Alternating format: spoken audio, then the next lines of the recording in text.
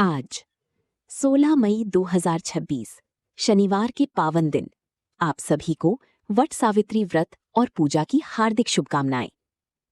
आज का ये दिन सुहाग, श्रद्धा, प्रेम और अखंड सौभाग्य का प्रतीक माना जाता है।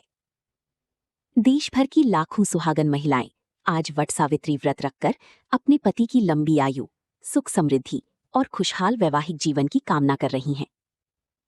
हिंदू धर्म में वट यानी बरगद के वृक्ष को अत्यंत पवित्र माना गया है। कहा जाता है कि इस व्रत के प्रभाव से माता सावित्री ने स्वयं यमराज से अपने पति सत्यवान के प्राण वापस ले लिए थे। इसीलिए आज के दिन वट वृक्ष की पूजा की जाती है, धागा बांधा जाता है और श्रद्धा से व्रत कथा सुनी जाती है। तो आइए इस पावन अवसर पर श्रद्धा और भक्ति के साथ सुनते हैं वट सावित्री व्रत एवं पूजा की संपूर्ण कथा। बहुत समय पहले मद्र देश में अश्वपति नाम की एक राजा राज्य करती थी। उनकी कोई संतान नहीं थी। उन्होंने वर्षों तक देवी सावित्री की कठिन तपस्या की। तब देवी के आशीर्वाद से एक अत्यंत तेजस्विनी कन्या का जन्म हुआ, जिसका नाम रखा गया सावित्री। सावित्री बड़ी होकर अत्यंत सुंदर, बुद्धिमान और पतिव्रता बनी। जब विवाह का समय आया तो उसने स्वयं सत्यवान नामक राजकुमार को अपना पति चुना।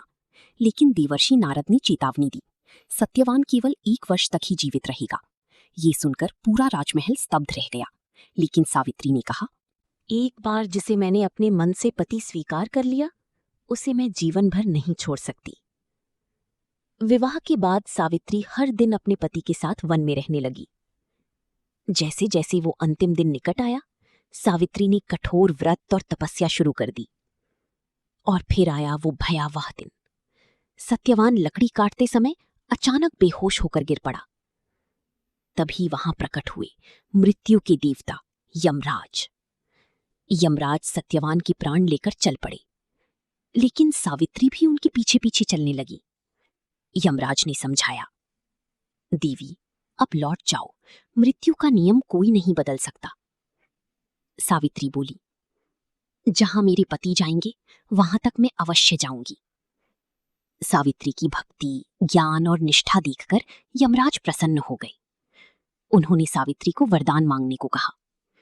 सावित्री ने पहले अपने सास ससुर की दृष्टि वापस मांगी, फिर उनके खोए हुए राज्य की वापसी और अंत में 100 पुत्रों का वरदान। यमराज ने वरदान दे दिया। तभी सावित्री मुस्कुराई और बोली, हे देव, पति के बिना 100 पुत्र कैसे संभव हैं? यमराज समझ गए कि सावित्री ने अपनी बुद्धिमानी और पतिव्रता धर्म से उन्हें पराजित कर दिया है और अंततः उन्होंने सत्यवान के प्राण वापस लौटा दिए।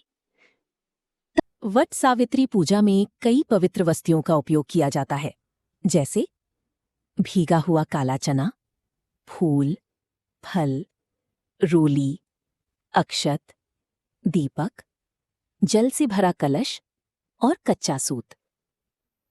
महिलाएं वट वृक्ष के पास जाकर जल अर्पित करती हैं, फिर वृक्ष के चारों ओर कच्चा सूत लपेटते हुए परिक्रमा करती हैं।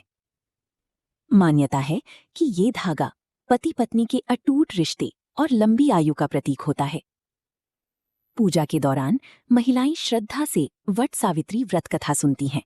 वट सावित्री व्रत केवल एक परंपरा नहीं, ये प्रेम, विश्वास, समर्पण और पतिव्रता धर्म की दिव्य शक्ति का प्रतीक है। बरगद का वृक्ष हमें सिखाता है कि जीवन में रिश्तों की जड़ें जितनी गहरी होंगी, जीवन उतना ही स्थिर और मजबूत होगा। तो ये थी वट सावित्री व्रत की पावन कथा। तो ये थी वट सावित्री व्रत और पूजा की संपूर्ण पावन कथा।